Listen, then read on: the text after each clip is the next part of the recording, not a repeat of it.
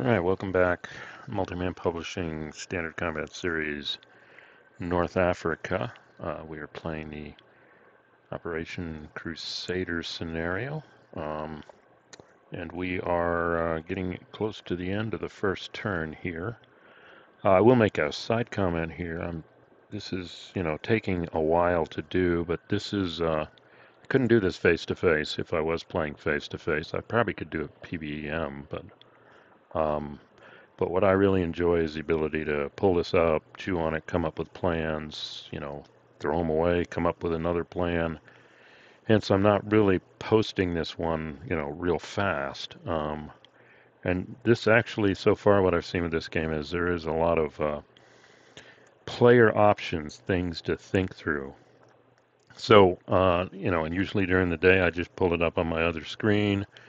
In between stuff during the day, I look at it, I chew on another plan, chew on another plan. So, I have to say, up to this point, this has been a rather meaty game. Um, some interesting initial conclusions. Your traditional defense is impossible here in the desert. The movement factors, the ability of air power and artillery to pretty much weaken a position or a line. The overruns become dangerous. It's really fluid. So that's my first conclusion here. I mean, you've seen each turn that one side seems to deliver the knockout blow, and then the other side comes back and delivers a knockout blow. Like initially, the British, with their supply and the rule that Rommel can only react, was able to do some serious damage to the Germans, to the Axis. But then once Rommel is able to do a full activation, turns it around and kind of see the result of that here. And, I look at this and I say, oh, that's it. The British can't win. They got to fall back and do the defensive. But, as I chewed on it over a few days, no, they've got a possibility which may or may not work this turn. The other thing that's dawning on me is supply is critical. The Germans last turn, able to kill 4 British supply units, was a major blow, actually. Let's just say major blow. Because now the British, well, they do have supplies in Tobruk, but they only have 1 supply unit out here. So that kind of leveled the playing field from a supply point of view, and there's no mistake about it. Supply is crucial to this game, maybe more so than another SCS game. I don't have a lot of experience with other SCS games. But that's, that leveled the playing field. So this now brings in a whole new dimension we didn't see in the previous scenarios I played. There were only 1 turn. We are going to go into the end of this turn soon with each side having 1 supply effectively on the battlefield. Like I said, the British have supplies over here, and the Axis still have 1 supply way up here that I placed so that they could activate and try and bring these units in. But effectively we have to start thinking about the end of the turn, and the big event at the end of the turn, just looking at the phases, is supply. We're going to end with supply here. And supply really doesn't have an effect, like traditional games where they're halved, etc. But they do have a big effect here, the supply trace phase. Any unit and this will be traditional supply, so zones of control will block it. Units will block it, unlike during the turn where you just got to be within 10 of the supply unit. It doesn't matter what's in between you, because the activations represent 1 to 2 days of operations, as we've mentioned in previous ones. So any unit that is not in supply during the supply trace phase has to roll on the surrender table, which is kind of scary. The Germans get a +1. Italians, I think we're after March 41, so that doesn't apply. But basically, it's a 50-50 shot. Germans, they get a +1, so it's not 50-50. It's like that's about 1/3 chance that the unit just goes away. And that's something to take very seriously. So here we go as we come to the end of the activations in the phase, and it's time to start setting yourself up for the supply trace phase. You have to be in supply at the end of this, or we're rolling craps on whether these units exist anymore. But by the same token, that also can determine your strategy as you close in the end of the turn, putting the other player in a different situation.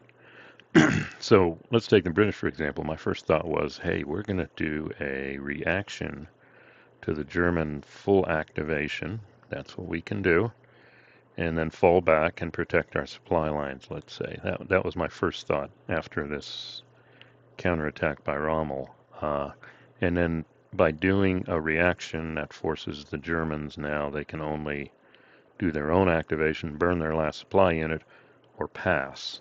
Okay, so I thought, but still, Rommel doing a full activation and 2 airstrikes, 3 artillery, he can do some serious damage. So that was my very first thought. And then I said, hey, let's go after the British supply unit here. I mean, and that's possible, and I think I'm still going to try it.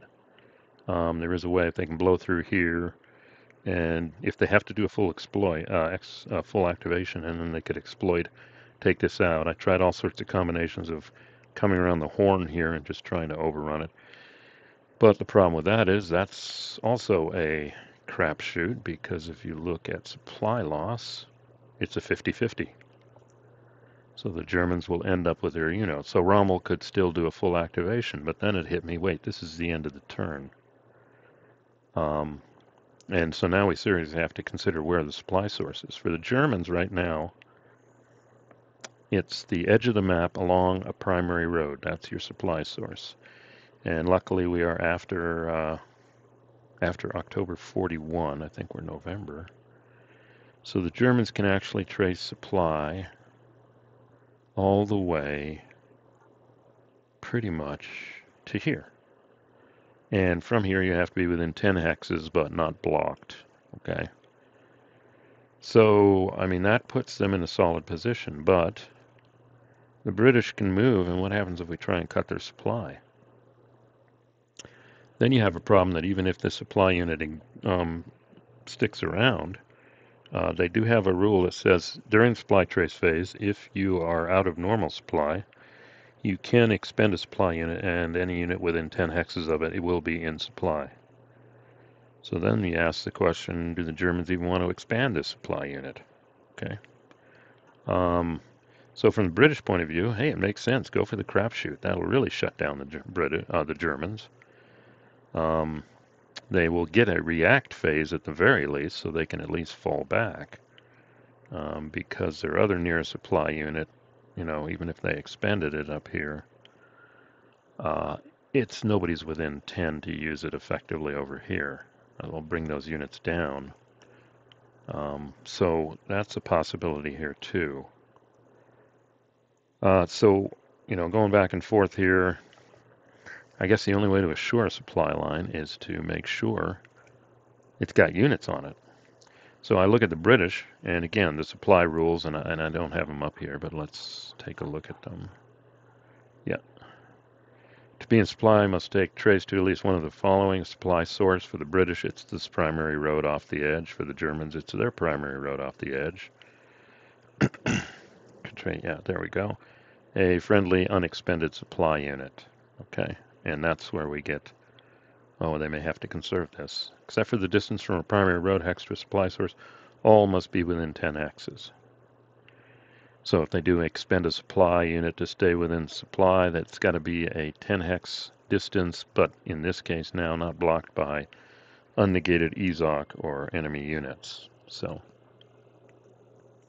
that is a concern. So for the British, actually, their supply dead ends right here. But not really, it dead ends right here, because this is the only way out of the escarpment, and it can't go here. So now we have to back up to here, because you can't trace through the escarpment. And this Halfaya Pass becomes incredibly important now. If the Germans had an opportunity, they could put a throwaway unit, move it down here, and boom, potentially put the British out of supply. And the only way to come back from that is somewhere down here start counting, because of these escarpments here. So the British do have a concern too. When the turn ends, their units have to be within 10 hexes of, as long as they can hold it, unblocked EZOCs of the Halfaya Pass. Okay, so that's a serious concern. So we're seeing now a new dimension to this game.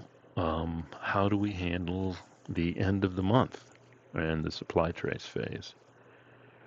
So, number of things going on here.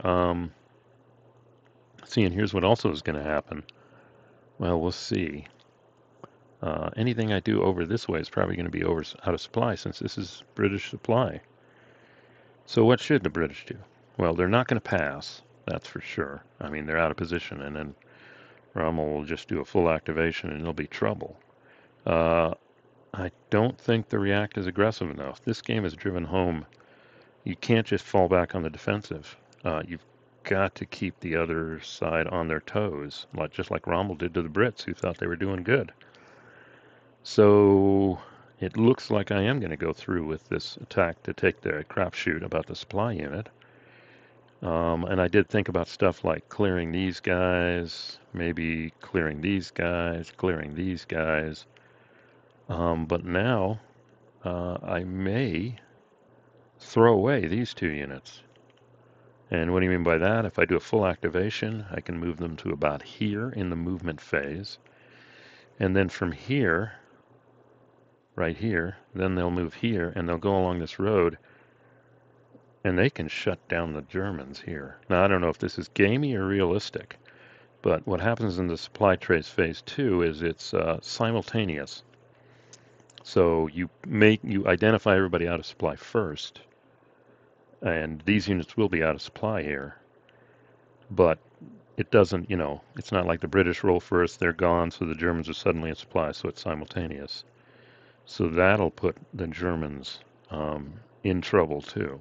So again, probably out of character for what really happened with the British, acting aggressively with both sides, but this is an interesting game where it truly is. I've read about the Desert War that it was similar to naval battles, where you're not really forming lines here per se, unless it gets bottlenecked, like at El Alamein, for example. Thanks to the Quattro Depression, I believe it is. Then we could, bottleneck and get that kind of set-piece battle. But this is, yep, like ships passing in the night. So, with all that said, 12 minutes of strategizing. Yeah, this is so far this game is as I peel the onion away, it's pretty solid. Makes me wonder what the OCS version is like.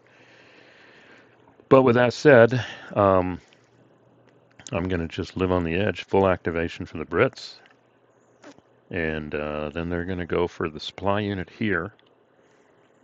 And they're going to roll their dice and see if they can clear this guy and even this guy if they get lucky. Now, all they have are 3 artillery strikes. They've used their airstrikes. So that seems to be where the artillery strikes are. And then these units will go sacrifice themselves potentially to cut German supply on the primary roads. And meanwhile, we'll also try and lock down the Halfaya Pass and it being our supply line for the rest of the units. So I'm going to go ahead and pause here and do my move. Okay, done with the move here. That was actually pretty straightforward. So let's look at what we did here. And we'll start over here. Pull this brigade of Tildas. Is that what it is? No, it's battalion. So we got it guarding the Halfaya Pass. That's critical. And then we try and bring as many units as we can into bear, hoping we'll get the successful barrage, reduce this really awesome 12 down to a 6. Gott is positioned here with 2 brigades of the 2nd New Zealand, and depending on the results of the barrages, can attack this way or this way. And add his column shift. These units are also set up to attack here, depending on how the barrages go. It'll determine who attacks where and where Gott commits. Hopefully this will get a win, and then these units can come into here and be out of Zoc so they can do something during the exploitation phase. The 2nd New Zealand, that's what we're hoping, unless we get the dreaded A1D1. The other attack is here, hoping the barrage works. If it doesn't, well, if it doesn't, we got a 3-1. So this may fall apart too, but then the ace in the hole, which doesn't require a roll, and ironically these are both armored car units, they are going to go on a road trip, and I haven't quite figured out where to put them here. 2 of them, because potentially the Germans can activate some of these guys, and they can get all the way to Tobruk, so anywhere these guys put themselves, these guys can potentially attack them, because with these variables, Rommel may not be able to risk burning the supply unit for an activation. Now, may have to keep it in the bank in case it's needed for supply. So, anyway, that's the situation here. So let's go ahead and do our 3 attacks here and see what happens. So I'm going to do all the barrages first. So let me pull up my handy dandy die roller. Is it coming up? Yeah, there it is. Okay, we'll go to 1 because I'm not a big fan of the vassal die roller. It does strange things. So this is now here's also the problem here. I didn't tell. That's a fort. That's a 1, 2, or 3 now. You add +1 when you're barraging a fort, so that may be tougher. So these units may be stuck here. So we'll really need this guy to be cut in half. Let's see if the British, let's see how the British luck starts out here right from the get-go. 2, yes, it's good. All right, so that first barrage gives an ideal result. Place a DG marker. Then we'll go for here. Now this is a 1, 2, or 3, like I said, because the Germans are on a fort. And the row, up down here. And the British artillery. Oh, nice. Well, they got everything they wanted here down around Bardia. Probably pronouncing it wrong. Okay, so that's a good sign. Hopefully, that'll put the British in a good defensive position here when the Germans go, because the Germans may be more concerned with maintaining supply at the end of the turn, thanks to this. Now we have the last barrage. Let's see if they are batting 1,000. No. Ooh, and that's a big attack. That's going to be a 3-1. So, well, since we're here, let's do it. That way we can work back. I may have to do some math for the other one, figuring out the best odds. But yeah, I don't see any way around this. This is a 3-1. So let's pull up the CRT and see what the Brits get. High, roll high. Oh my goodness. D2. This guy's gone. D2, R3, he's gone. And there's an R3 advance. Well, what do you know? Oh, got to think about this now. That guy's effectively gone. That's the best result. And now they can, well, these guys can advance. Question is if I do really want them to advance, because I don't know what the Germans are going to do. Let me think about this. All right, well, I don't want to advance these guys because they can't move during the exploitation phase, and the Germans could potentially cut their supply off. And if these combats are successful, in theory, 1, 2, 3. Well, we've got zone of control problems. Oh well. But this guy can go 1, 2, 3. And now the biggest roll is right here. What happens to the German supply unit? If they take that supply unit out, Rommel has no choice. He's got to fall back. He's got almost like real life. Except at the end of the battle, Rommel had to fall all the way back to El Al-Jabil, or however you pronounce that. All the way back to where he started, which is still a possibility after the second turn here. So we got 1 die, and we're rolling to see what happens with German supply. Crapshoot again, 50-50. Roll low, the British say, and survey says, no, sir. Display supply unit to nearest friendly unit. which would be here or here. I guess it's user's choice. I think they're going to put it here. Well, let's put it with Rommel. Okay. All right, but he's not in Zoc, so he'll be able to move. Probably get the heck out of Dodge here and get back in supply. All right, let's come down here and calculate the big attacks here. All right, with Gott's help, we can get 2 4-to-1s, it looks like. Got 10 out here. This takes me to 11. This is 6. 11, 15.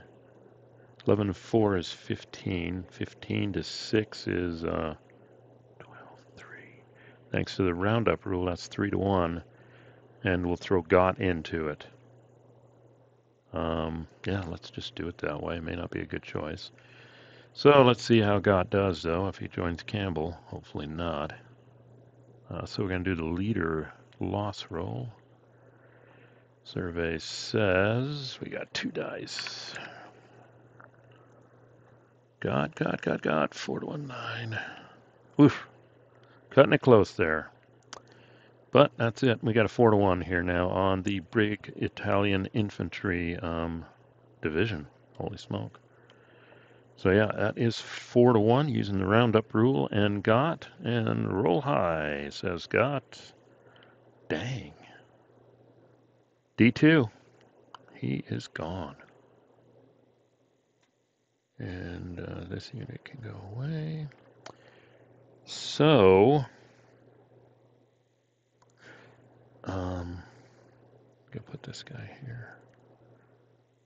Who did we use, though? We used the 4, didn't we? I can't believe I forgot this. Actually, yeah, this guy here, he'll be able to exploit move. And I think we saved the 6 for these guys. We got the 4 here. That was 14. That was 15. 6, 12, 3, half, greater than. So let's move this guy here, just so from here he'll be able to move. He's not in Zoc in case this one goes south. And then Gott will go with him, I guess. And now we've got 12, 18 to 5. Yeah, that's roundup rule. Takes us to 4 to 1. So there's a big one. Here's a big one, 4 to 1. Roll high, roll high. Nah, not bad. Not good enough. Wait, D1, R2. That's a total of 3 losses because they'll lose here. They'll lose here. I mean, how many steps do they have? I think that's just enough. Let's see. Yeah. Yep. And even the retreating, I mean, yeah, they're gone. D1, R2, total of 3. So let's say, for example, this guy loses. And then this guy retreats 1, but he can't retreat any further and he loses a step here. No, they're gone. That one wasn't even. So the British are, well, not totally. This supply unit survived. So we have an advance phase. These guys can stay here. These guys will move here because they'll get out of Zoc. And so now all of 2nd New Zealand is ready to rock and roll. I don't know if we can translate that into an overrun, but we'll see. So that was a pretty successful turn there. The British cleared through Bardia. They didn't get the supply unit, though. They didn't get it. So this unit, this was a strong position here to park and cut the road also.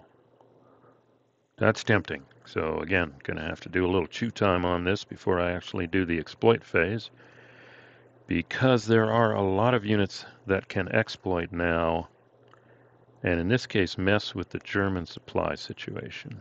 So overall successful, but we'll see what Rommel decides to do. Yeah, the end of the turn's a problem. Don't want to start rolling 1 to 4 for all your units.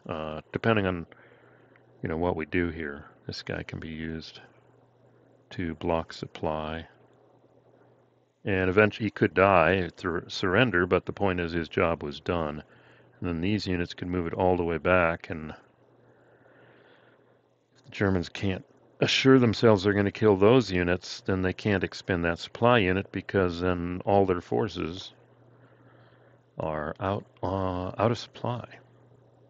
All right, so this is interesting. I'm going to want to kill it here, and we'll post this, and hopefully come back soon, next day or two, as I get a chance to look at this, chew on it, and see what the British exploitating forces are going to do. Second New Zealand, some armored cars, yeah, definite armor, and some whatever's left of the 7th Armored, actually. So anyway, thanks for listening. If you like, click like. Comments, rules, strategy, greatly appreciated. And as always, please subscribe if you haven't already. See you at the next turn.